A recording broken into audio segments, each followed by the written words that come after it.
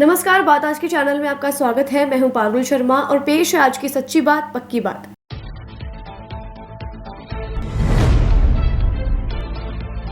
नसीराबाद की नाबालिग लड़की के अपहरण को लेकर कोर्ट परिसर में हुआ हंगामा। घटना को जोड़ा जा रहा है लव जिहाद से।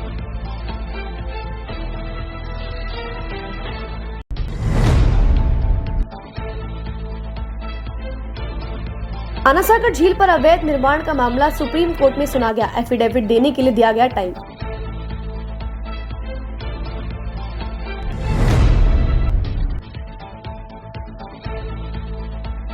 सीबीएसई का 10वीं और 12वीं की परीक्षा को लेकर बड़ा फैसला। अब बोर्ड परीक्षा में सिर्फ नंबर बताए सीबीएसई।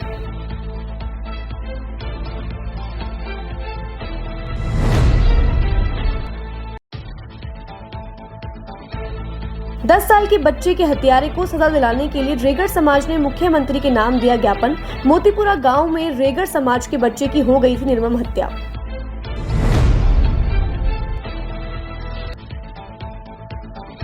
सामाजिक संस्था फाउंडेशन फियोर दी लोटो ने 150 परिवारों को बांटी खाद्य सामग्री। हर महीने ही दी जा रही है मदद।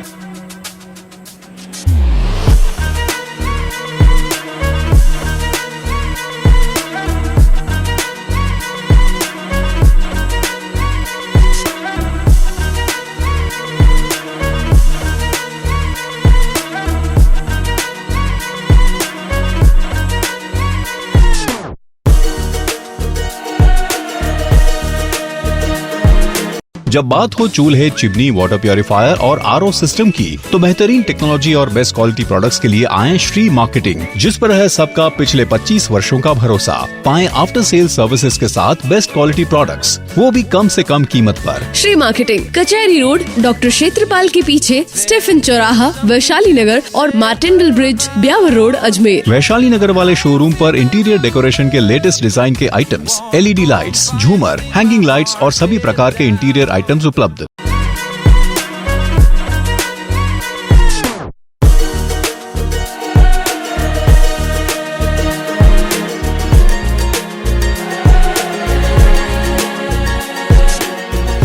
बात आज के चैनल में अब आप भी अपने व्यवसाय और ब्रांड का टीवी और सोशल मीडिया के माध्यम से विज्ञापन लगवाकर विस्तार कर सकते हैं, जहां हमारे चैनल के सभी कार्यक्रमों के माध्यम से हम हमारे दर्शकों को आपके व्यवसाय की समय समय पर सूचना देंगे। जैसे आर पार शाम 7 बजे, जिसमें वरिष्ठ पत्रकार सुरेंद्र चतुर्वेदी द्वारा चुनाव से संबंधित सभी जानकारियां दी जाती है। चुनावी चर्चा, जिसमें आगामी विधानसभा चुनाव को लेकर जरूरी जानकारियां दी जाती है। जानना जरूरी है, जिसमें देश दुनिया की हर वह जानकारी जिसे जानना आपके लिए जरूरी है। स्वास्थ्य चर्चा, जिसमें आपको स्वास्थ्य संबंधी सभी जानकारियां उपलब्ध करवाई जाती हैं। जनता की राय, जिसमें आपको जनता के विचारों से अवगत कराया जाता है। मेहमान, जहां बड़े चेहरों से आपको मिलवाया जाता है। खबरदार खबर, जहां देश दुनिया की सभी छोटी बड़ी खबरें आप तक पहुंचाई जाती हैं। मुद्दा आज का, जिसमें सामाजिक व राजनीतिक मुद्दों पर हमारे चैनल हेड सुरेंद्र चतुर्वेदी द्वारा चर्चा की जाती है। तो देर किस बात की, आज ही बात आज की चैनल के माध्यम से अपने व्यवसाय और ब्रांड का विज्ञापन लगवाकर विस्तार करें। अधिक जानकारी के लिए संपर्क करें 7597901111 पर। ये सर्किट मामू नहीं बनने का, रेडीनेट फाइबर लगाने का। इंटरनेट बोले तो रेडीनेट फाइबर नेट। डिटेल्स के लिए 7412001234 पे कॉल लगाने का। सही है भाई।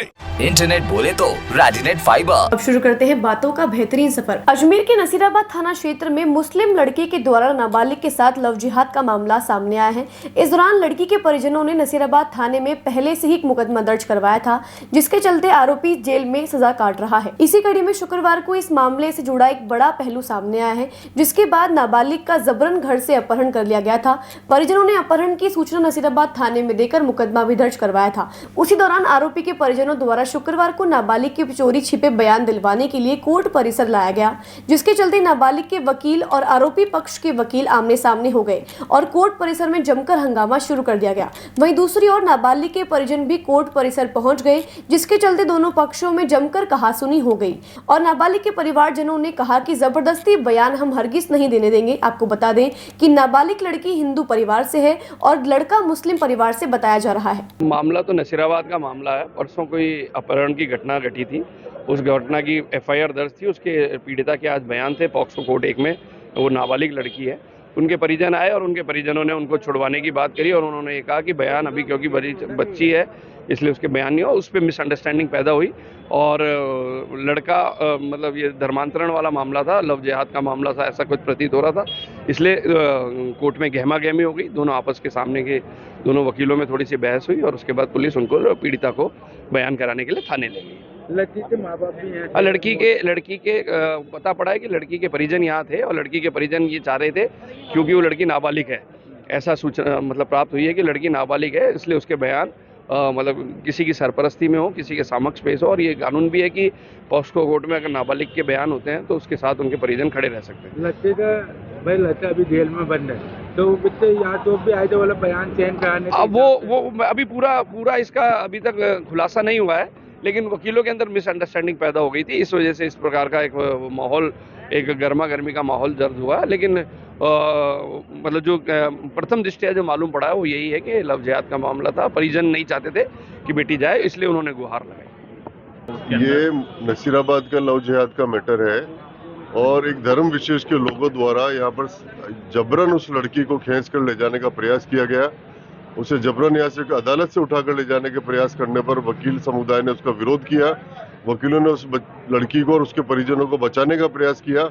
इसका जब विरोध हुआ और लड़ाई झगड़े पर उतर गए समुदाय विशेष के लोग, तो फिर वकीलों ने उसका प्रतिकार किया और उनको प्रतिकार जब होने लगा तो समुदाय विशेष के लोग यहाँ पर अशांति फैलाकर और भागने में सफल हो गए। पुलिस आई जब तक हमने उनको शिकायत भी दी कि इस प्रकार के सांप्रदायिकता भड़काने का और ये इस तरह का कानून हाथ में लेकर और एक बच्ची को और लव जिहाद का मैटर में इसको है उठाकर ले जाने का प्रयास हुआ है, इस पर कार्रवाई होनी चाहिए। सारे वकील समुदाय में इस बात को लेकर आक्रोश है। नसीराबाद से एक बच्ची रात को अपनी दादी के साथ सोते हुए और गायब हुई है, उसकी रिपोर्ट थाने में दर्ज है। वहाँ पर इस प्रकार का एक मैटर सामने आया है। ये एक प्रकरण दर्ज है सरकार बनाम सलमान, जिसमें लड़का भी नसीराबाद का है, लड़की भी नसीराबाद की है। लड़की के बयान होने थे 30 तारीख को, पर 30 तारीख की रात को ही लड़की को उसके घर से उठा लिया गया और घर वालों ने ढूंढा, लड़की नहीं मिली। उसके बाद एक एफआईआर नसीराबाद सिटी थाने में दर्ज हुई है जो 363 और 84 जीजे एक्ट में हुई है कि लड़की का अपहरण करके ले गए। कल तो ये उसको लाई नहीं, कल एक अर्जी लड़की की बुआ की तरफ से हमने लगवाई थी कि साहब ये जो है लड़की के बयान ना लिए जाएं इस तरह से। शाम को लड़की की साइन की भी अर्जी अभियुक्त के वकील साहब के जूनियर लगाते हैं कि साहब मेरे मतलब लड़की के जो बयान है वो उसके पिता की मौजूदगी में हो, और सबको पता है कि उसके पिता जो है मानसिक रूप से अस्वस्थ आदमी है।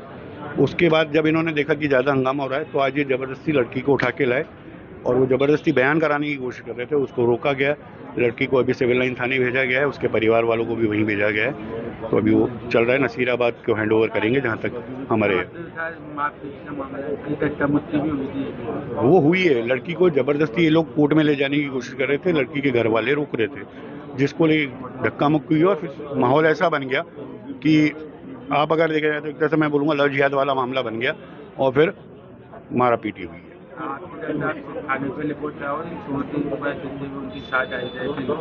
हाँ, अभियुक्त के परिवार के कम से कम 9 से 10 जने थे और 2 लेडीज भी थी उनमें जो उस लड़की को लेके आए थे, पूरा कवर करके दुपट्टा उपट्टा उड़ा के लेके आए थे उसे। लड़की क्या हिंदू? लड़की हिंदू है, लड़का मुसलमान है। सिंधी है लड़की और लड़का मुसलमान है। सलमान नाम है लड़के का। पोक्सो के अंदर ट्रायल चल रही है कि जेल के अंदर है। भाई उसमें ये है कि लड़की ने जो बताया था घर पे कि उसके घर वाले कह रहे हैं कि तेरी और फोटो और वीडियो भी हमारे पास हैं जिन्हें हम वायरल कर देंगे। 2 दिन से लड़की बहुत परेशान थी, उससे पूछा गया तो उसने बताया था और फिर रात को 2:30 से 3 बजे के बीच में एकदम घर के सारे दरवाजे खुले थे और कम से कम 30-40 हज़ार रुपये भी घर से गायब थे और लड़की भी गायब थी। इस बात की हमने लिखित नामजद रिपोर्ट दी है नसीराबाद थाने में कि इसके परिवार वाले इसको उठा के लेके गए।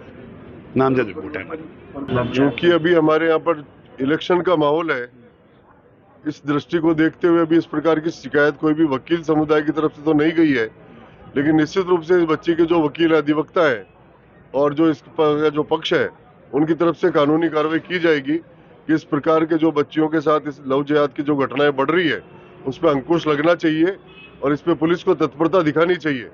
कहीं ना कहीं पुलिस की लापरवाही भी इस प्रकार के कारणों में जो है सामने आती है। इस प्रकार की पुलिस की लापरवाही। कानून भी पास हुआ था अभी लव जिहाद को लेकर भाई, कुछ प्रांतों ने लव जिहाद को लेकर कानून पारित किया है। निश्चित रूप से राजस्थान में अगर इस प्रकार की सरकार बनी, अच्छे लोगों की सरकार बनी, तो विश्वास के साथ कह सकते हैं कि लव जिहाद पर कानून बनेगा और वो लागू भी होगा। अजमेर की आना सागर झील में निर्माण को ध्वस्त करने से संबंधित मामले की सुनवाई सुप्रीम कोर्ट में माननीय न्यायमूर्ति अभय एस ओका और माननीय न्यायमूर्ति पंकज मित्तल के खंडपीठ द्वारा की गई। मामले में प्रतिवादी अशोक मलिक ने अधिवक्ता सुनील कुमार सिंह और अधिवक्ता सौरभ चटर्जी के माध्यम से भारत के सर्वोच्च न्यायालय में कैविएट दायर की है। मामले की विस्तार से सुनवाई हुई और राजस्थान राज्य को कोई रोक नहीं दी गई। इसके विपरीत राजस्थान राज्य को नेशनल ग्रीन ट्रिब्यूनल के आदेश के अनुपालन के संबंध में एक एफिडेविट दायर करने का निर्देश दिया गया।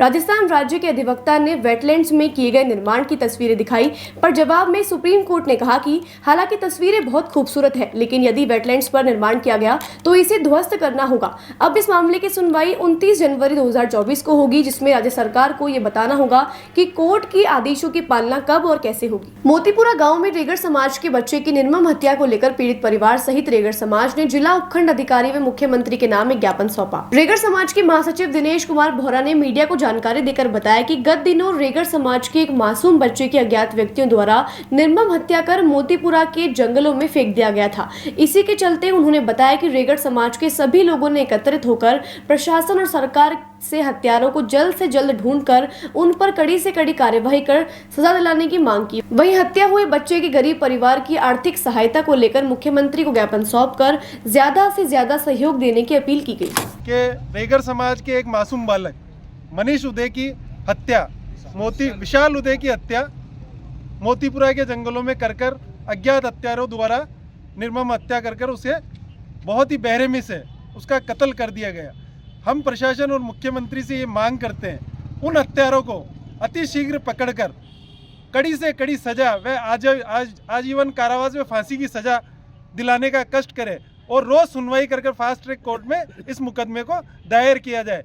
हम प्रशासन से मांग करते हैं कि हमारे उस गरीब परिवार की आर्थिक सहायता भी मुख्यमंत्री द्वारा की जाए। हम उन सभी समाज के रेगड़ समाज के समाज बंधु ये निवेदन करते हैं कि मुख्यमंत्री महोदय इस रेगड़ समाज के गरीब परिवार को जो भी आर्थिक सहायता हो वह ज़्यादा से ज़्यादा दिलाने का प्रयास करें और इस हत्यारे जो हत्याकांड में शामिल है उनको कठोर दंड देकर उनके साथ न्याय करें। सामाजिक सरोकार से जुड़ी पुष्कर की फाउंडेशन फ्योर दी लोटो संस्था ने आज शुक्रवार को जरूरतमंद 150 परिवारों को दिसंबर माह की खाद्य सामग्री वितरित की। इस मौके पर संस्था से जुड़े विदेशी स्पेन, मारिसा, जोहान बेनेडिक्ट समेत कार्यकर्ता गोविंद प्रसाद ने जरूरतमंद परिवारों को खाद्य सामग्री के पैकेट वितरित किए। फ्योर दी लोटो संस्था के अध्यक्ष ज्योति स्वरूप महर्षि उर्फ दीपू महर्षि ने बताया कि खाद्य सामग्री के पैकेट में 10 किलो आटा, 1 किलो तेल, 1 किलो बेसन, मिर्च मसाले समेत पूरे माह का खाद्य सामग्री के पैकेट वितरित किए गए। आपको बता दें कि फाउंडेशन फ्योर दी लोटो संस्था सामाजिक सरोकार के साथ साथ पुष्कर के करीब 550 बालिकाओं को कक्षा 1 से कॉलेज तक निःशुल्क शिक्षा देने का अहम कार्य कर रही है। इसके अलावा संस्था गरीब और जरूरतमंद लोगों को आवासीय, पेयजल, चिकित्सा सुविधा मुहैया करा रही है। फाउंडेशन फ्योर दी लोटो इंडिया द्वारा आज 150 परिवारों को खाद्य सामग्री वितरित की गई। इस खाद्य सामग्री में 2 किलो मक्की का आटा, 2 किलो बाजरे का आटा, 1 किलो मक्की का दलिया, 5 किलो आटा, गुड़, 1 लीटर तेल, मिर्च मसाले, नमक सहित ये सभी सामग्री वितरित की गई। ये जो विदेशी पर्यटक भी इस काम में सहयोग कर रहे हैं, क्या है नाम? ये फाउंडेशन फ्योर दी लोटो से जुड़े हुए हैं और ये स्पेन के हैं। बातों को देते हैं हमें छोटा सा विराम, जल्दी मिलते हैं एक नए सफर पर।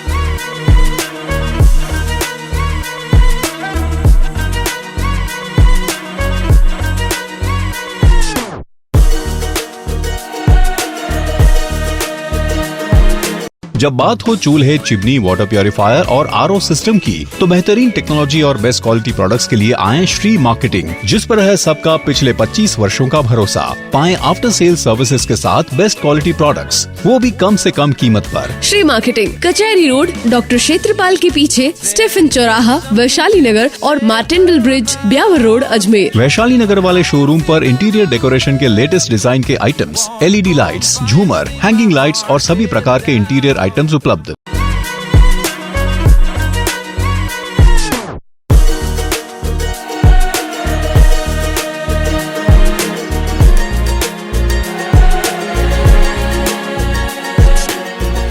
बात आज के चैनल में अब आप भी अपने व्यवसाय और ब्रांड का टीवी और सोशल मीडिया के माध्यम से विज्ञापन लगवाकर विस्तार कर सकते हैं, जहां हमारे चैनल के सभी कार्यक्रमों के माध्यम से हम हमारे दर्शकों को आपके व्यवसाय की समय समय पर सूचना देंगे। जैसे आर पार शाम 7 बजे, जिसमें वरिष्ठ पत्रकार सुरेंद्र चतुर्वेदी द्वारा चुनाव से संबंधित सभी जानकारियां दी जाती है। चुनावी चर्चा, जिसमें आगामी विधानसभा चुनाव को लेकर जरूरी जानकारियां दी जाती है। जानना जरूरी है, जिसमें देश दुनिया की हर वह जानकारी जिसे जानना आपके लिए जरूरी है। स्वास्थ्य चर्चा, जिसमें आपको स्वास्थ्य संबंधी सभी जानकारियां उपलब्ध करवाई जाती हैं। जनता की राय, जिसमें आपको जनता के विचारों से अवगत कराया जाता है। मेहमान, जहां बड़े चेहरों से आपको मिलवाया जाता है। खबरदार खबर, जहां देश दुनिया की सभी छोटी बड़ी खबरें आप तक पहुंचाई जाती हैं। मुद्दा आज का, जिसमें सामाजिक व राजनीतिक मुद्दों पर हमारे चैनल हेड सुरेंद्र चतुर्वेदी द्वारा चर्चा की जाती है। तो देर किस बात की, आज ही बात आज की चैनल के माध्यम से अपने व्यवसाय और ब्रांड का विज्ञापन लगवाकर विस्तार करें। अधिक जानकारी के लिए संपर्क करें 7597901111 पर। ए सर्किट, मामू नहीं बनने का, रेडीनेट फाइबर लगाने का, इंटरनेट बोले तो रेडीनेट फाइबर नेट। डिटेल्स के लिए 7412001234 पे कॉल लगाने का। सही है भाई।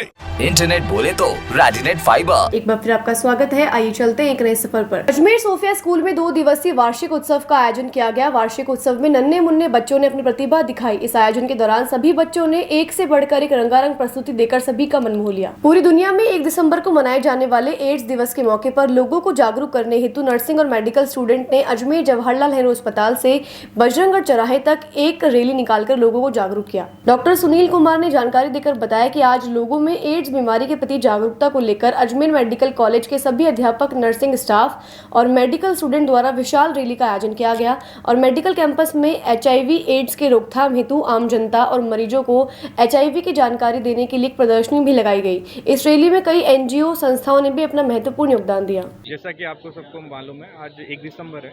ये पूरे दुनिया में वर्ल्ड एड्स डे के रूप में मनाया जाता है।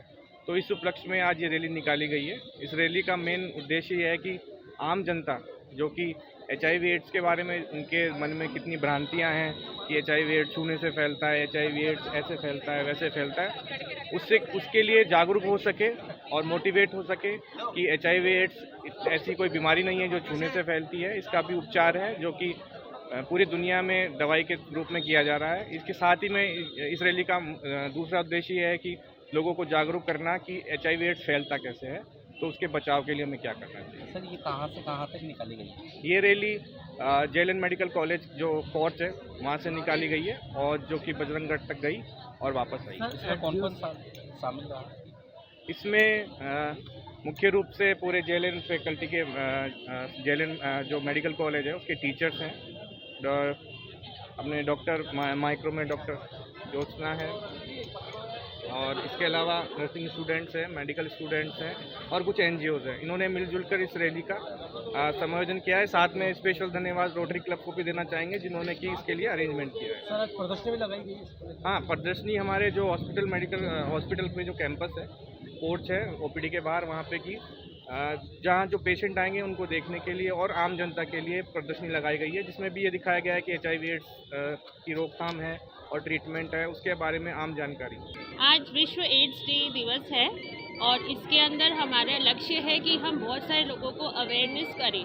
तो हमने एक अवेयरनेस रैली की है जो कि JLN अस्पताल से लेकर बजरंगा चौराहे जाएगी और वापस JLN आएगी। इसका inauguration principal VV Singh sir करेंगे और जो स्पॉन्सरशिप है इसमें खाने पीने की वो रोटेरियंस ने की है, रोटरी क्लब मेट्रो द्वारा की गई है।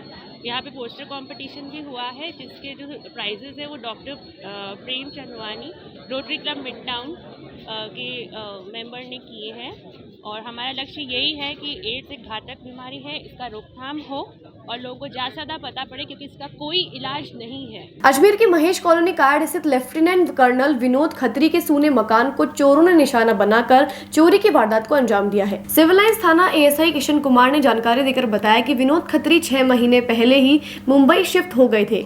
वापस अजमेर लौटकर देखा तो मकान में रखे कूलर, टीवी, गैस सिलेंडर सहित अन्य सामान वहां से चोरी हुए बताए।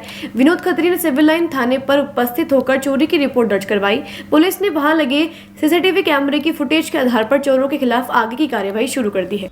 महेश कॉलोनी कायड़ रोड निवासी विनोद खत्री जी लेफ्टिनेंट कर्नल हैं जो बॉम्बे रह रहे हैं। उन्होंने 6 महीने पहले मकान यहाँ से 6 महीने पहले गए थे, मकान पे कोई नहीं था। अब आए तो चेक किया तो उनके घर से कूलर, टीवी और गैस सिलेंडर वगैरह जो आइटम है वो चोरी हो गई। इसकी रिपोर्ट दी है, जांच जारी है। CCTV फुटेज से मालूम किया जाएगा कौन का किसने क्या किया। कभी घटना है ये घटना 6 महीने बाद आए हैं, वो तो खुद ही जून से गए हुए थे, अब आए हैं। घटना निश्चित नहीं है कि कितने तारीख को कब घटी। करीब कितने का नुकसान बताया उन्होंने? नुकसान करीबन 10-12 हज़ार रुपये का है। पुराना टीवी, कूलर है पुराने और गैस सिलेंडर वगैरह। अजमेर शहर में हो रही लगातार चोरियों पर अंकुश लगाना मुश्किल सा हो गया है। रोज चोरों द्वारा किसी न किसी घर, मकान को अपना निशाना बनाया जा रहा है। ऐसा ही एक मामला आदर्श नगर थाना क्षेत्र का सामने आया है जिसमें घर के बाहर खड़ी पिकअप से चोरों ने बैटरी चुरा ली। आदर्श नगर थाना क्षेत्र में घर के बाहर खड़ी पिकअप से चोर ने गाड़ी में लगी बैटरी को अपना निशाना बनाया। पीड़ित अब्दुल ने जानकारी देकर बताया कि 20 तारीख की रात के समय उन्होंने घर के बाहर पिकअप को लाकर खड़ा कर दिया था।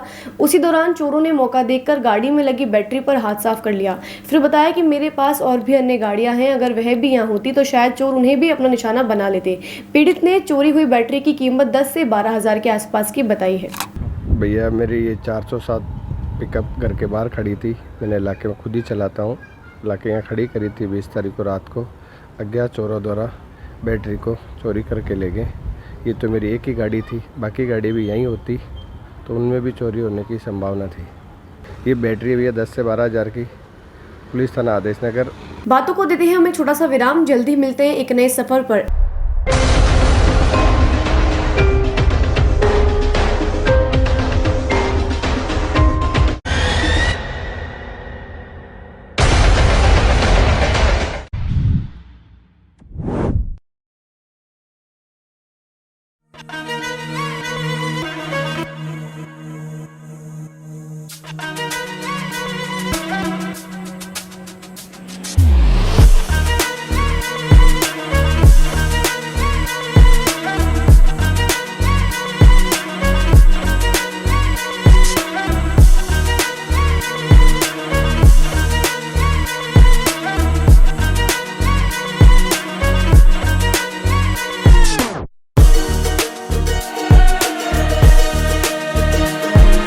जब बात हो चूल्हे, चिमनी, वाटर प्योरीफायर और RO सिस्टम की, तो बेहतरीन टेक्नोलॉजी और बेस्ट क्वालिटी प्रोडक्ट्स के लिए आए श्री मार्केटिंग, जिस पर है सबका पिछले 25 वर्षों का भरोसा। पाएं आफ्टर सेल सर्विसेज के साथ बेस्ट क्वालिटी प्रोडक्ट्स, वो भी कम से कम कीमत पर। श्री मार्केटिंग, कचहरी रोड, डॉक्टर क्षेत्रपाल के पीछे, स्टेफन चौराहा, वैशाली नगर और मार्टिनडल ब्रिज, ब्यावर रोड, अजमेर। वैशाली नगर वाले शोरूम पर इंटीरियर डेकोरेशन के लेटेस्ट डिजाइन के आइटम्स, LED लाइट्स, झूमर, हैंगिंग लाइट्स और सभी प्रकार के इंटीरियर आइटम्स उपलब्ध।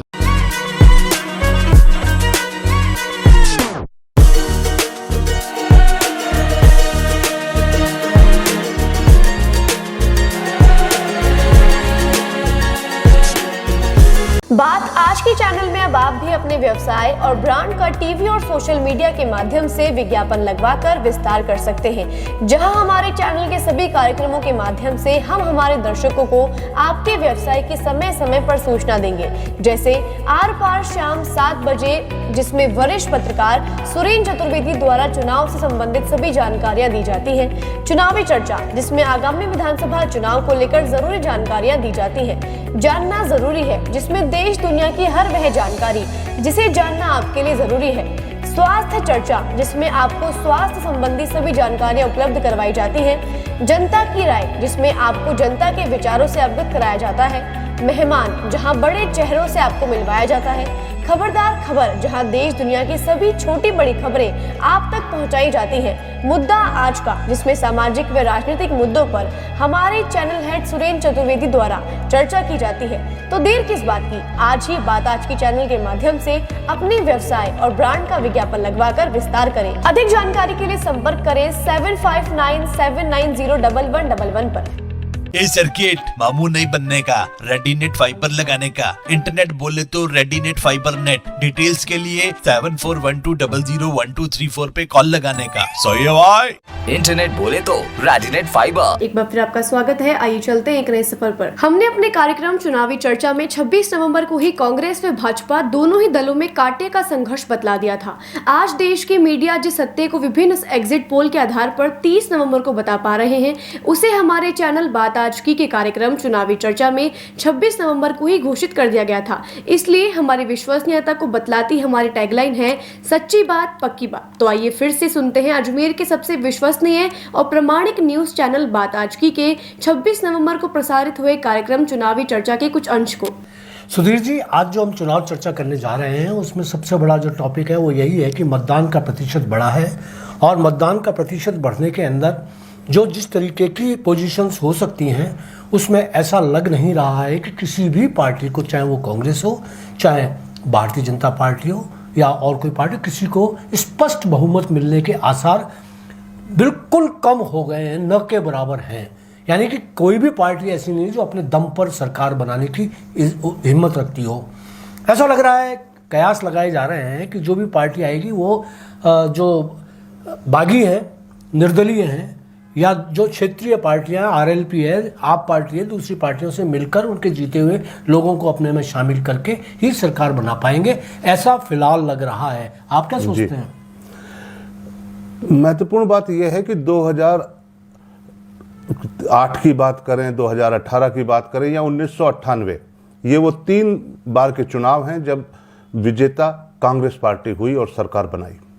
इसके अलावा अगर हम बात 93 की करें, 3 की करें और 13 की करें, ये 3 मौके ऐसे रहे हैं पिछले 6 विधानसभा चुनाव में जब भाजपा सरकार बनी है।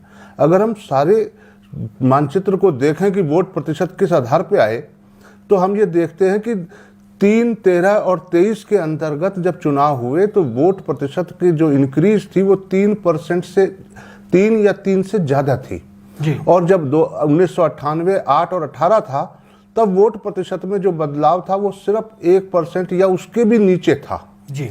इस बार का बदलाव, जैसे कि राजनीतिक पंडित कह रहे थे कि, और फलौदी सट्टे बाजार वालों ने भी बहुत शोर मचा रखा था कि भाई इस बार 115 से 125 सीटों के बीच में भाजपा लाएगी, तो उस आधार पर अगर हम आज के मत प्रतिशत को देखें तो वो खरा नहीं उतरता।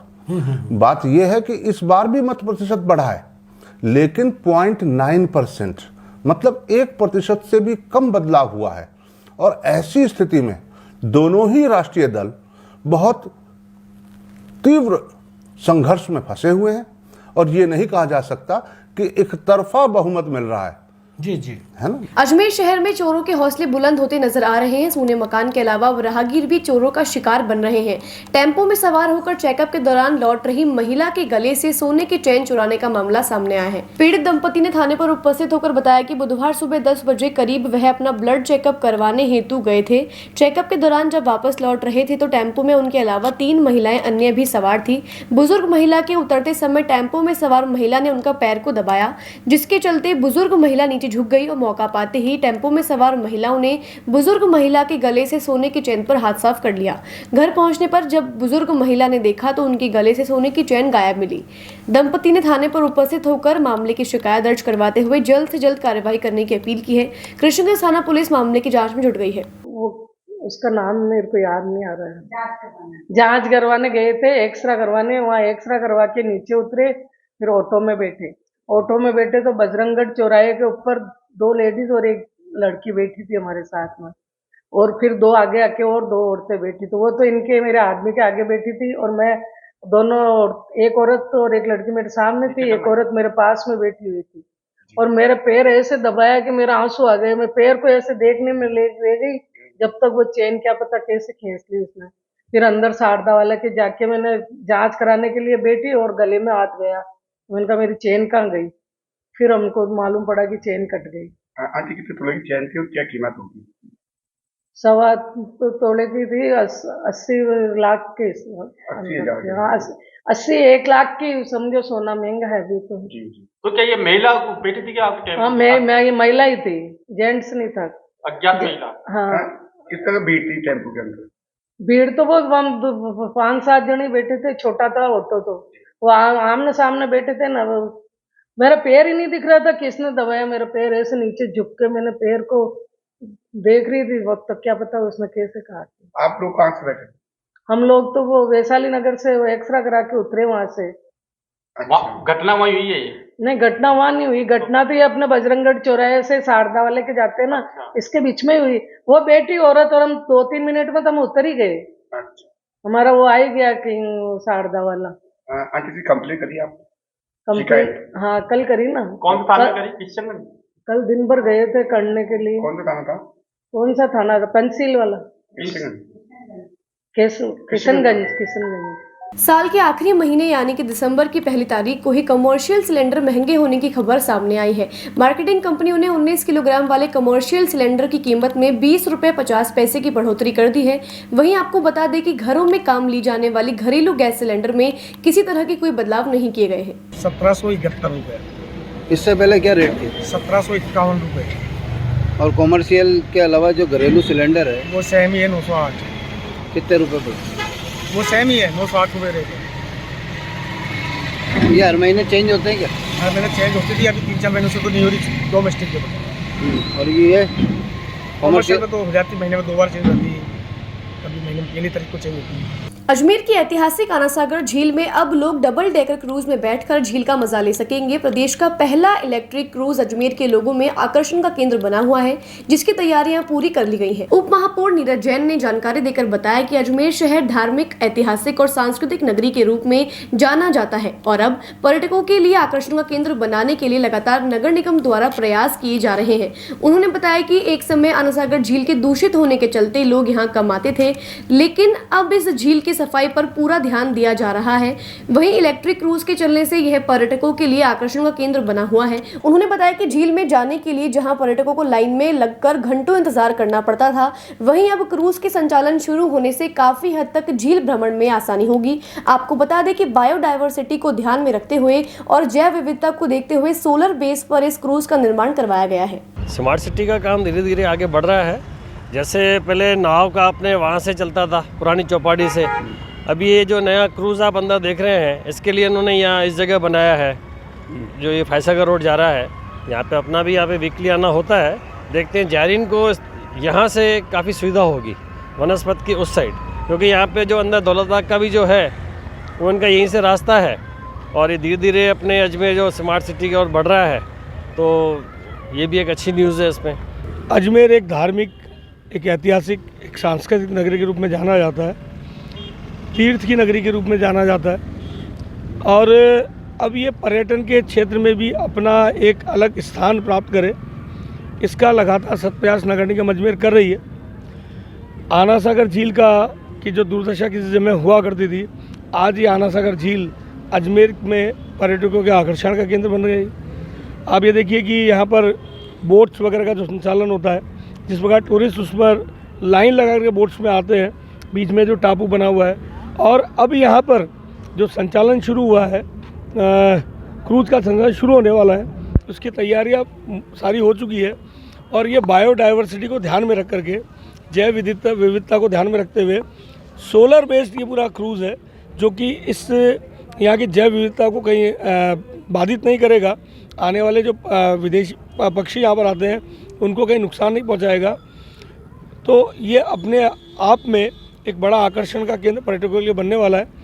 क्रूज़ अगले महीने 1.5 महीने के अंदर जो भी, क्योंकि तैयारी सारी हो चुकी है, ट्रायल इसका हो चुका है, शुरू होने के बाद में पर्यटकों को बहुत ज़्यादा आकर्षित करने वाला है। 150 की कैपेसिटी इसके अंदर है, डबल स्टोरी है, सोलर पैनल इसमें लगे हुए हैं, इलेक्ट्रिक उससे ये चलने वाला है, अंदर डांस और डीजे फ्लोर और सब कुछ है, रेस्टोरेंट यहाँ पर रहेगा। तो आने वाले दर्शकों के लिए एक अच्छा मनोरंजन का साधन और उसके लिए उपयोगिता साबित होना है। राम प्रसाद घाट पर ये जो जेटी है बनाई, नई जेटी बनाई है और पुरानी जो जेटी है एनसीसी ऑफिस के पीछे, उन दोनों जगह से इसका संचालन होगा। और इस संचालन का फ़ायदा ये है कि जो पर्यटक आते थे सुभाष उद्यान में जाकर के फिर बोट पकड़ने जाते थे, उनको बहुत आसानी से यहाँ से बोट भी मिलेगी और क्रूज भी यहाँ अवेलेबल रहेगा। आज के लिए बस इतना ही। कल फिर होगी आपसे मुलाकात, तब तक के लिए दीजिए इजाजत। नमस्कार।